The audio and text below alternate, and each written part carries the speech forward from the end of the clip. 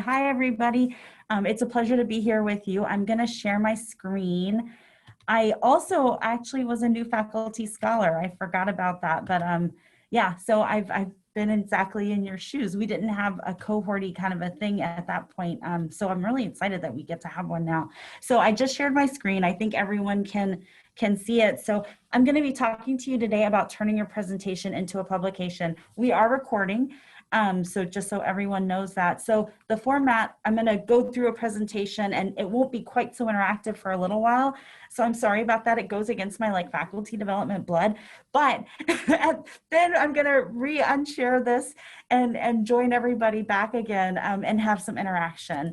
So we're going to talk about turning your presentation into a publication. So there's kind of an assumption that you've done a presentation, but hopefully we can help walk through that. All right, there we go. So today we're going to be talking about the scholarly approach in building a foundation for transforming your work into presentations and publications, recognizing Glassick's criteria. Glassick's criteria is really, really useful. We all know that you use this term, it assesses scholarship, but then how can it help you with your scholarship and a framework for that? And then creating a smart plan for your own next steps. So we already checked in with the coaches. We've already introduced everybody. That was my note to not forget that. So it's really important. I'm so sorry. I thought I had done these so that the little thing across the top of the screen wouldn't block any of the pictures. But the way I think about when you're doing work, just in general, make it count 3 times. And if you can make it count more than that, do it. It's really, really useful when you're doing something. So this idea of first doing the work, and then the work that we need to do, I need to provide faculty development in my role. Then I want to present about the work, and then I want to publish about the work. And in order for me to do all of these things, present the work and publish the work and hopefully do the work well, it's important to have a scholarly approach. It's foundational to be able to be as productive as you can be with the work that you're doing. So how do we define scholarly approach? The definition with the AAMC on their webpage is that that the educator's work is informed by what is known in the field. An example of this is if creating a medical education session or curriculum, review PubMed, review MedEd portal. How is this being taught well now? And I can use that to inform creating my session. So this is actually from a very recent academic medicine last page. Academic medicine has these great last pages that I really love. They're a visual and they're like a brief bite of a topic. And they talked about the scholarly approach. And for teaching, and we'll touch back on this, an example is that the faculty member is implementing a curriculum the following year. So they're doing it. And then educational scholarship is they're disseminating the information about it, about this coaching curriculum that this faculty is coming up with. So Kern's 6 steps to curriculum design. I can't say enough about this book. If you've never seen this book, I highly recommend it. It's been a really important one for my medical education development. So when we think about the scholarly approach, and then we also think about curriculum development, almost everything we do, I feel like it can fit into this framework of curriculum development or project development. And foundational at that beginning process, step 1, when we're starting a curriculum, as you can see here, is to identify the problem. And part of problem identification is a scholarly approach. So to understand what is being done about this problem already in the world or in a similar population or with similar students or in a similar setting, and how can that inform the work that I want to do on this? So Kern's 6 steps to curriculum design also incorporates this idea of a scholarly approach. So what is the definition of scholarship? Scholarship is different than scholarly approach. Scholarship, according to AAMC, is how over time the educator contributes to the knowledge in the field. So in order to contribute, that means we are disseminating the work that we've done. So scholarly approach, I always think of the doing of it. And then scholarship, I always think of the dissemination of the work that I've done. So presentation of the work, publishing about the work. So there are 5 kinds of scholarship. This is the book, Scholarship Reconsidered, where Ernest Boyer introduced the first 4, which are these outside 4: discovery, integration, application, and teaching. And then later on, he revised this to add the scholarship of engagement. I'm not going to get into all of these because that's like a whole other talk, but we are in medical education are very interested in teaching. This is the one that we're just always doing, is the scholarship of teaching. So how do you know if it's scholarship? Glassick's criteria, and this is the book that Glassick put forward, this criteria to say, hey, this is how you know if it is scholarship or not. So you'll always see that Glassick's criteria is a way to know if like how to assess scholarship. It's kind of like a domain, a rubric that you can use to see if something is scholarship or not. And these are the different domains in Glassick's criteria, or the criteria in Glassick's criteria. So does it have clear goals? Is there adequate preparation? Are there appropriate methods? Are there significant results? Is there an effective presentation? And is there reflective critique? So if you have all of these, then your product could be known as scholarship. So there's a lot going on in this slide, and I apologize for the top being cut off a little bit, but hang in there, bear with me for a moment. So I've already talked a little bit about the far left, which is Kern's 6 steps of curriculum development. So identify the problem, do a needs assessment. What are the goals and objectives that I want to do with this curriculum? The educational strategies, implement the curriculum, and then evaluate and feedback and feed into the curriculum. The next area is Glassick's criteria over here. That's number 2.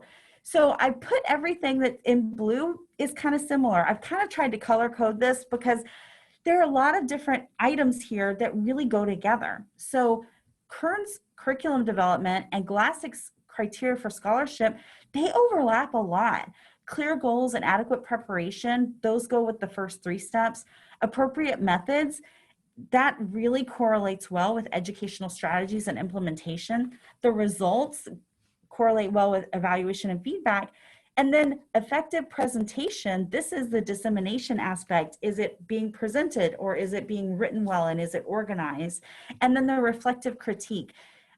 So then this next one, which you can't see very well, but this is an STFM conference submission. And what is involved in that? And this last column is academic medicine submission and the criteria for that. And you can see there's a lot of overlap.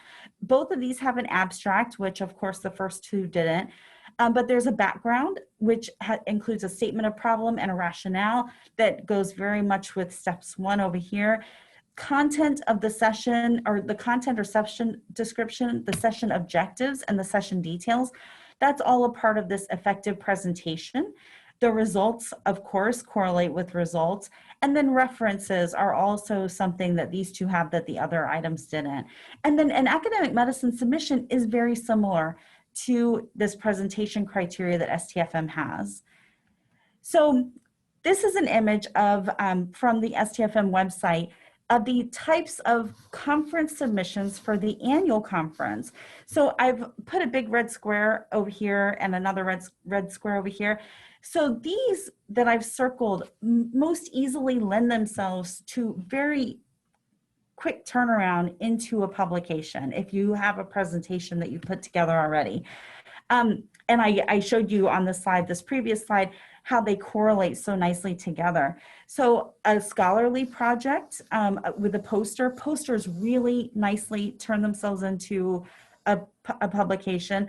And then scholarly project or a completed research project, even though they're only 15 minutes, you can get a lot of bang for your buck because they really easily can be turned into a publication.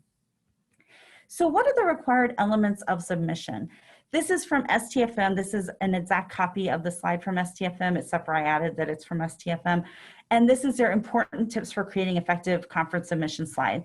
So there's a title, there's an abstract, and the abstract is usually a summary of all of these other items, content of the submission, which should be relevant to the professional activities of family medicine educators, objectives, which should be clear, concise, easily understood, and in a smart format, and assessment of effectiveness.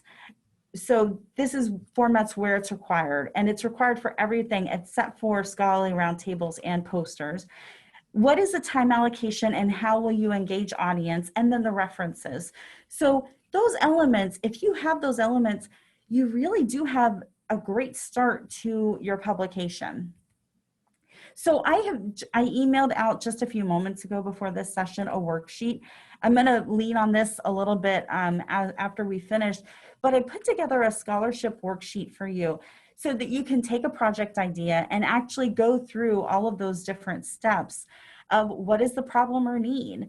And this will contribute to the introduction or background section of your publication. What does the literature say about this issue? So this is the scholarly approach that we discussed earlier, and this will contribute to the introduction or background section and also your reference section. What are the project or curriculum goals? What are the project or curricular objectives? And this will contribute to the goals, background, and our method section. And you can go on with the worksheet, but I hope it's useful to you. So tips, very concrete tips for when you're turning your presentation into a publication. Listen intently to the questions that are asked at the session towards refocusing and tightening. And we know that right now we're doing a lot of virtual conferencing. Usually under the session, there's a comment session, and look at those comments that are being written about your presentation. And I actually pulled this slide from a really old slide in the resource library about double dipping and turning your work into presentations. Attend the sessions that are being given by journal editors, usually at STFM conferences and other conferences. There are usually some editors there that are talking about peer reviewing or how to get your work published better or how to respond to their comments after peer review. So pay attention and look for those sessions that are being given by journal editors because they often have a lot of great tips there. Consider which journal and what article type you want to submit for. I'm going to go over Jane in just a second. That's on a different slide. But look at your reference list. What are the journals that you are citing in your reference list when you did your scholarly approach? What came up? Consider submitting to those journals. You know that they're publishing work on this issue that you're interested in. Also, consider talking to your colleagues and mentor. They might be really helpful to help you know what journal and article type to submit for. And then the website on the journal. And I'll talk about that in a moment as well. So consider if you want to aim high or not. So a great example of this is I'm going up for promotion next year for professor. So right now I could aim high, and it's okay if I get rejected because then I could aim for something else. And I still have plenty of time right now if I'm really trying to churn out a few publications before I put my promotion packet together. But am I in a situation where I just need to get it done? Like if I'm in a situation where I just want to get this out there and it's okay if it's not like the greatest impact factor of a journal. And then I really recommend writing to the journal submission criteria. I don't recommend writing a whole paper and then try to figure out, oh, where should this go? And then rewriting it for their criteria. I start out thinking about where do I want to submit this and write to that criteria in the first final product of the paper. And of course, I didn't put on here, but lots of drafts. Just expect that you're going to have lots of drafts. The process of writing is the process of learning and the process of developing. Read and start peer reviewing for the journal, and I'll talk about that a little bit more. But if you are reading the journal, you know what the articles look like. You kind of get a sense of their style, of their flair or taste. And then starting reviewing for the journal will also help for you to know, okay, if I submit to this journal, I need to meet these criteria that I'm looking for as a peer reviewer. And then organize and track your progress. And I have a slide about that coming up. So this is Jane. I don't know if you've ever heard of this before, but the best way that I know to get to Jane is I Googled Jane journal and then it just pops up. But the link is here for you, and I'll send out the PowerPoint as well. But it's janebiosemantics.org, and you just type here what you're working on or what your title of your paper is in this box right here, and it will pop up and give you journals that look like journals that you might want to consider to apply to. It also has some information over here about predatory journals as well, which is really an important topic. So this is an image of the STFM webpage that we all know and love. And you can see this red box over on the side. This is where you can actually click to submit to the educator column. So every month, STFM puts out the STFM Messenger. And in STFM Messenger, there is an educator column every month. So STFM Messenger actually might come out, I don't know if it's once a month or twice a month, but once a month is the educator column. And this is a great way for you to publish work that you're doing. And you can see, oh, actually, here's a piece that I did with Sarah Stumbar and our coordinator and a medical student. This was a presentation that we did at a session on how developing clerkship faculty. So how do we do faculty development? And we talked about it from the perspective of the students giving faculty development, the coordinator's doing it, I'm doing it, my role, the clerkship director was doing it.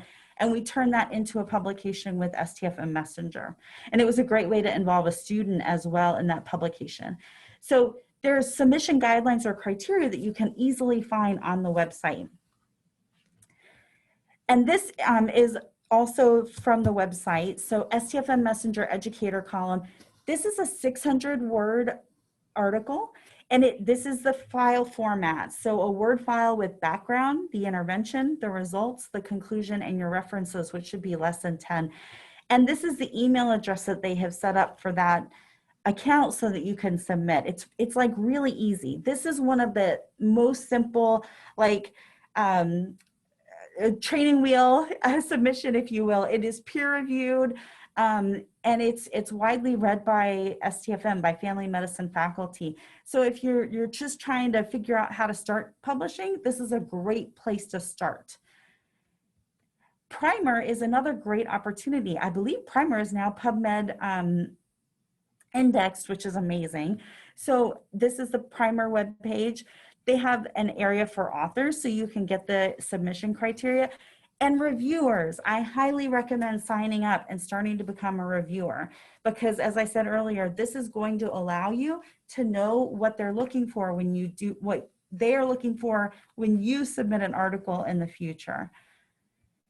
And this is the same webpage, or the same kind of look for family medicine, which is of course our STFM journal. They have information for authors and reviewers. And down here, this is on the author page.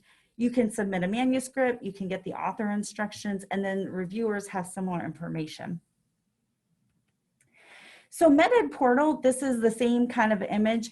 Here's the information about submitting to MedEd Portal, and they have a submission form as well.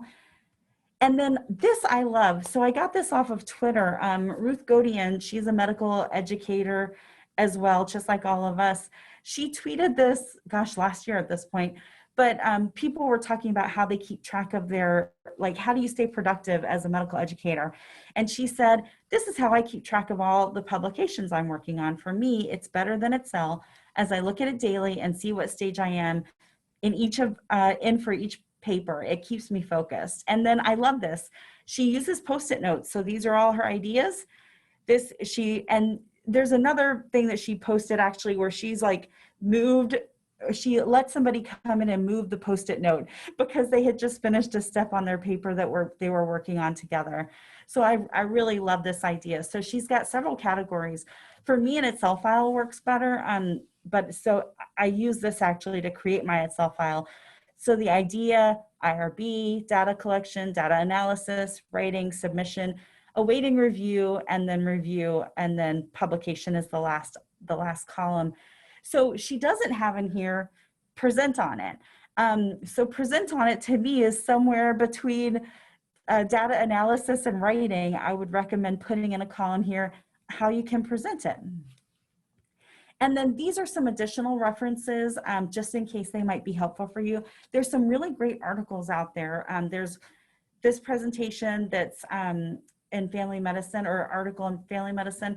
This one is actually a review article on turning oral presentations at a specific conference, a psychiatry conference, into articles.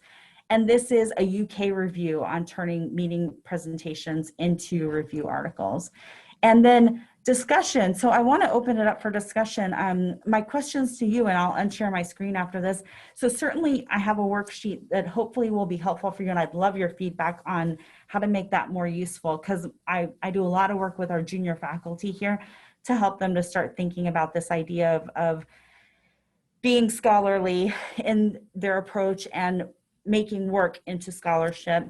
So what are some of the barriers that you might need to overcome, or your fears, if you will, about doing scholarship? What are some low-hanging fruit that you think that you could work with and get it out there? Because I think once you pull back the seal, it becomes a lot easier. Are there any presentations that you've done that you think, oh, wow, I could easily turn this into publication? And then what's your SMART plan? So at the end of the worksheet, I have a SMART plan on that. And that is my whole presentation.